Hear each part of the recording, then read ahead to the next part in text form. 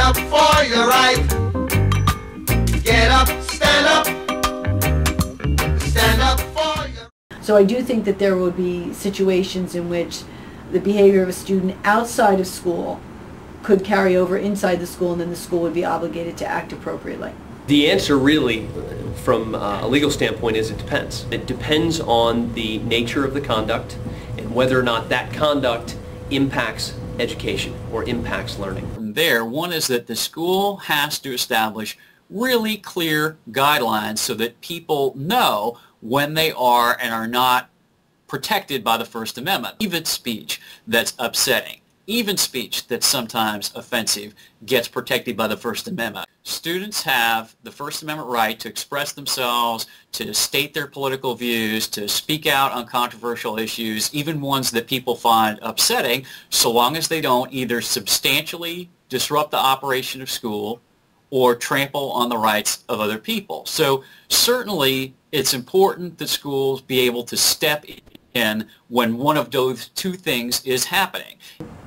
Personal take on that is that I try to be very, very hands-off with student publications, because I do feel that it is your right. Just as a teacher has the right to regulate student conduct, I think that the school district and the administration have the right as well. Like it or not, at the end of it all, we do. The Board of Education owns that publication and does have a right to say what is in it.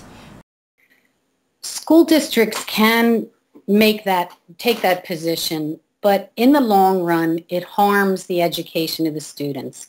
So if you are claiming that you're teaching your students free expression and you're teaching them how to be good journalists, you can't if you are telling them that they don't choose their message. I think primarily a school should consider whether or not the news is accurate, and whether or not the news in some way will negatively impact the learning process. The other part of the equation is, does it offend other people? Is it appropriate? Is it, and I think that that's a fine balance. Before any of that occurs, their first and primordial obligation is to make sure students understand the First Amendment. Instead of trying to stop students from doing things or limiting their access to information, they really need to be educating students about their responsibilities and rights when it comes to this type of new communication. We, I believe, should have the same rights and responsibilities as professional journalists. We have one difference, though, and that is that speech is unprotected if it is a material or substantial disruption of school activities. But of course, it's all in what you think a disruption is.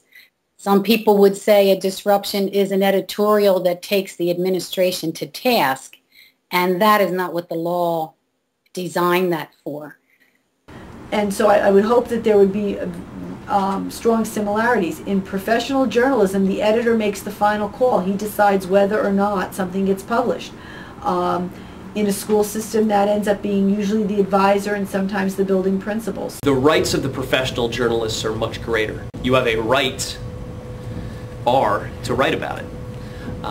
However, when your newspaper or online media outlet is owned by a school district, is financed by a school district, is monitored by a school district, the school district has certain authority to control what you're writing.